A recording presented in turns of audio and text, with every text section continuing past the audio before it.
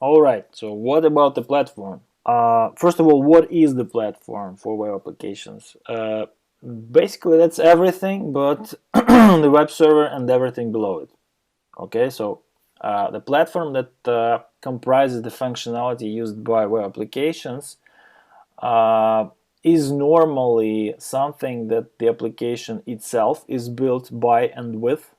Okay, so that's programming languages, frameworks, libraries, shared build libraries, and so on, and anything it connects within the same execution domain. Okay, so databases, data exchange protocols, maybe device drivers if it's a really risky web application. Yeah, I would say so.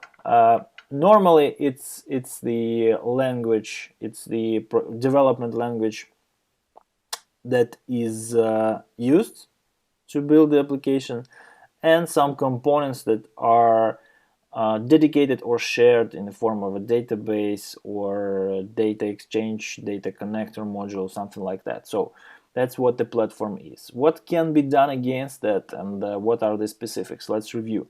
So currently, for programming web applications, it is possible to use virtually any programming language. Okay, so as long as CGI interface is uh, supported by it, I would say, yeah, because every web server just allows you to access your web browser client by CGI, yeah, by passing these parameters in the HTTP requests and pass the responses back. So you can write it in C. Definitely you can do that in C++ or even in assembly language, I guess. It is virtually possible, why not? But um, it is strongly unrecommended. Why? Because the lower level languages are inherently prone to all those memory corruption bugs. Okay, so unless you use some really uh, mature framework that has built all the system calls and system call wrappers and other functions available to the application developer in a way that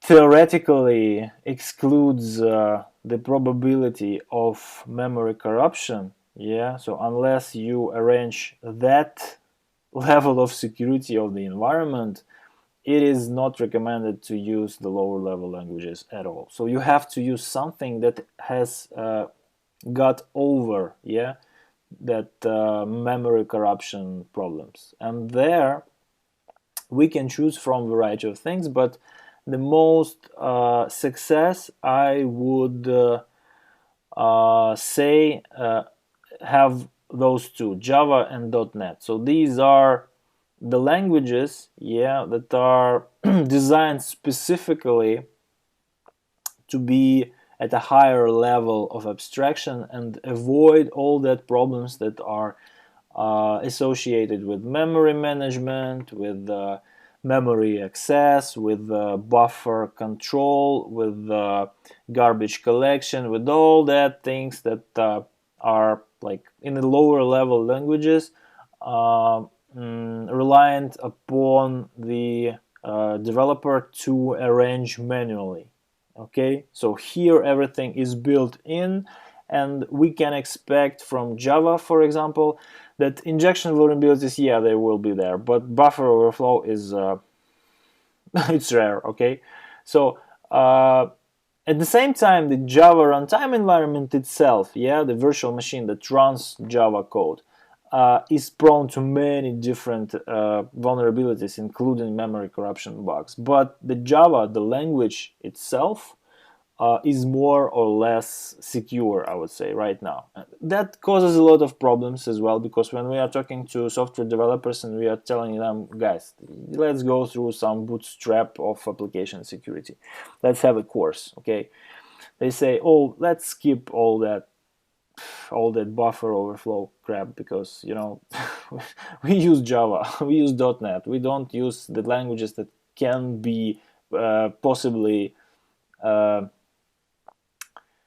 attacked in that manner. Yeah, so the best way to ask them to settle down this little friction, yeah, is just ask them, guys, do you know how to deal with that if uh, if that happens, that you have to, and then if they really know that, yeah, so they went through some kind of training against buffer overflows and other memory corruption bugs, maybe it's possible to skip that chapter. But normally they just don't know. Okay, so they just have chosen a framework of a kind, and they know that it is theoretically um, resistant to those kind of threats, but that's not enough, because tomorrow they will be told to use another framework, and then everything will be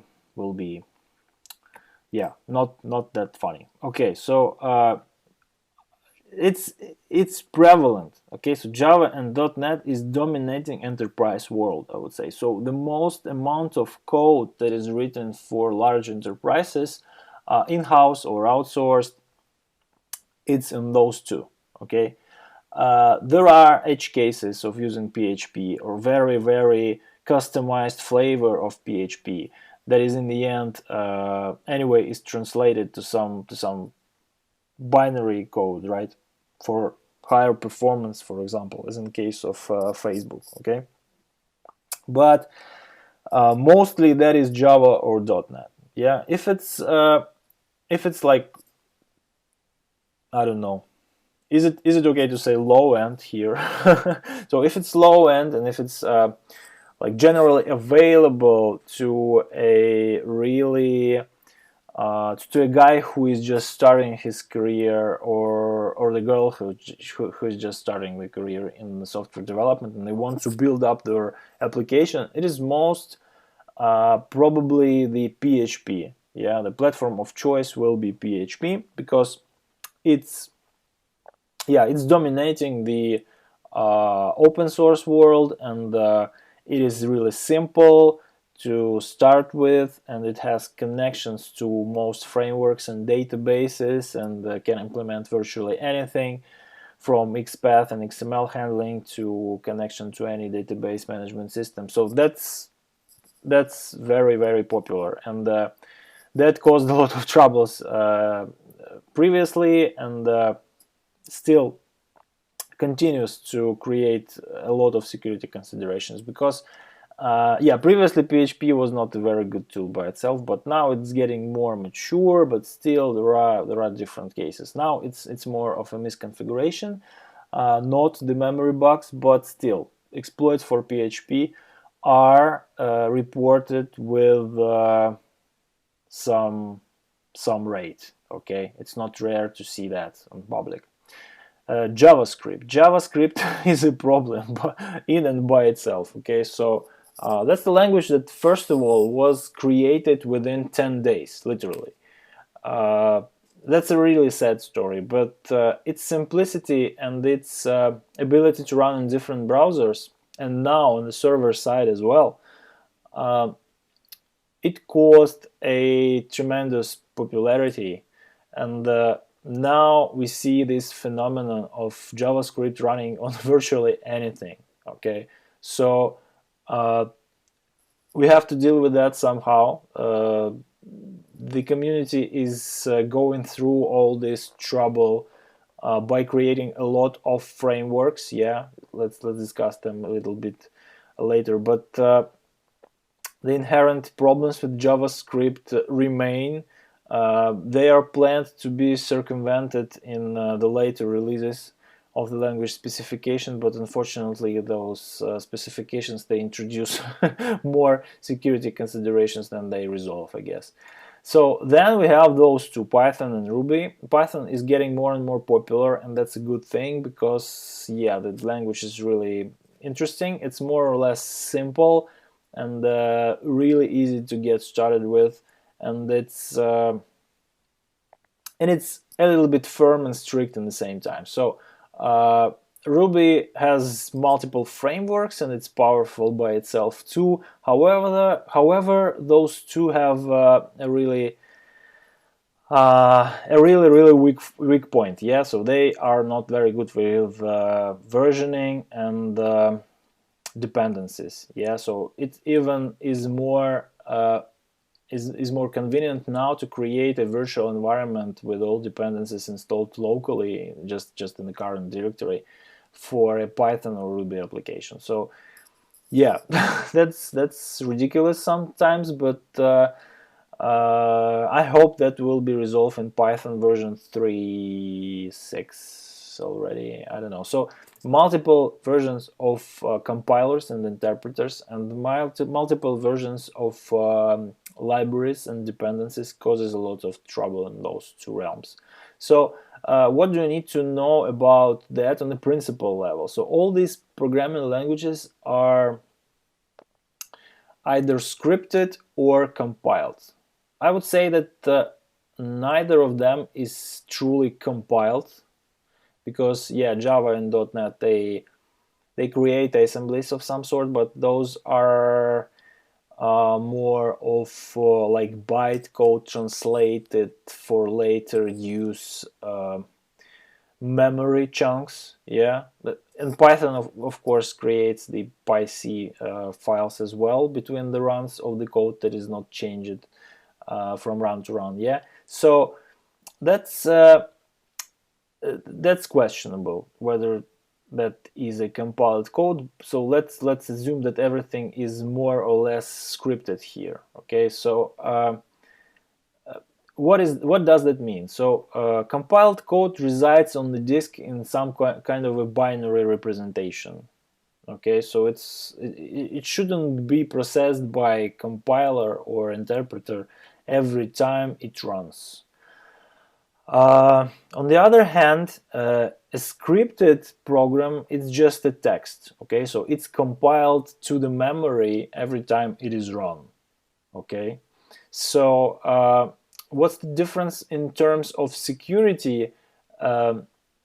Changes are quicker in scripted languages, of course, but the speed of development also is much faster. So that causes a lot of trouble because people are just trying to get that to production as fast as possible, and in the end we have a lot of security bugs.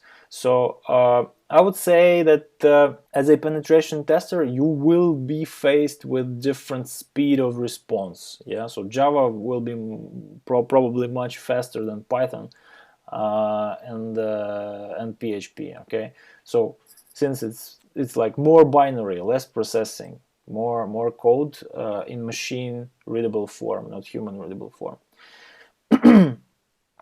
Okay, so who is there to save the day? Okay, since all those languages are quite immature still, except for Java and probably .NET, I would say. There are a lot of reusable code for that. Yeah, so these languages are mostly created to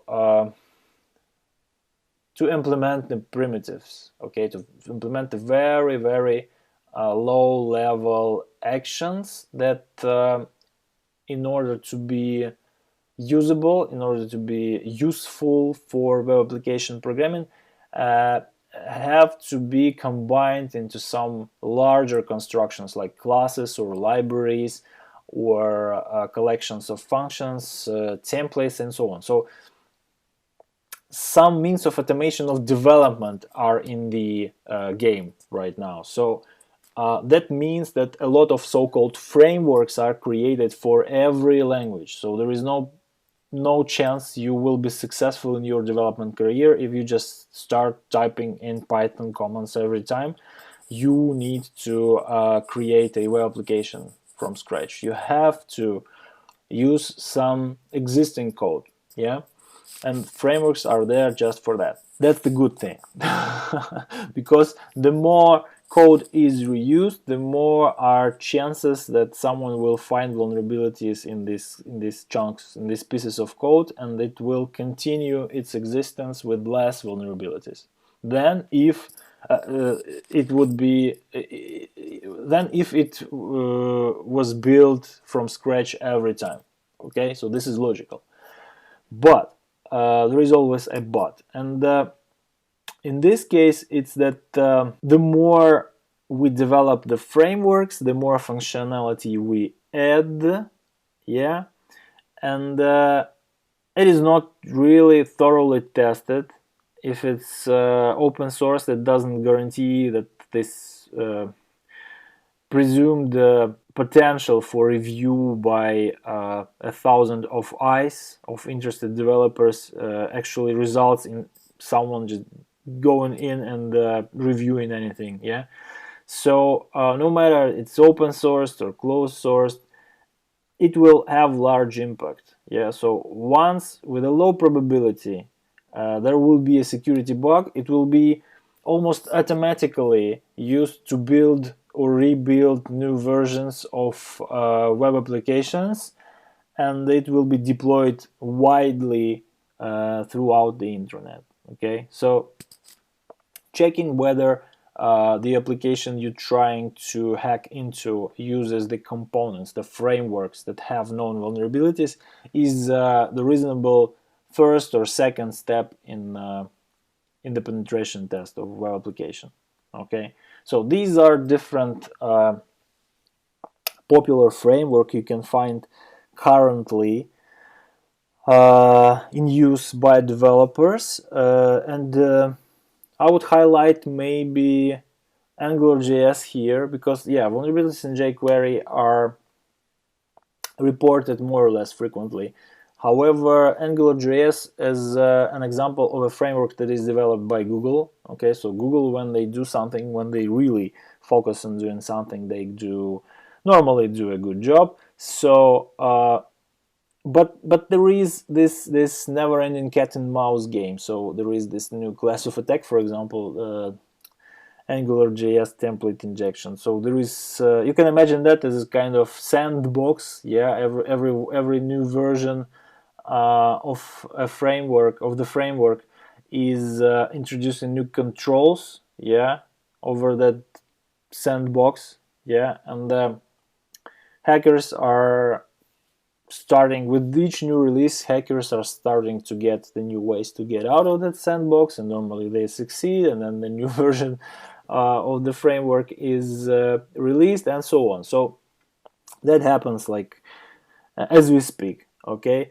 and it's never ending. So it will always be this arms race between hackers and protectors. Every time you want to break in, you have to start from seeing whether it's possible to hack into underlying platform, into the framework, or find a remote execution bug in the compiler or interpreter. So that all is really a thing to start from, because that will give you more potential overall, because as you remember, underlying layers are explicitly trusted by the higher layers.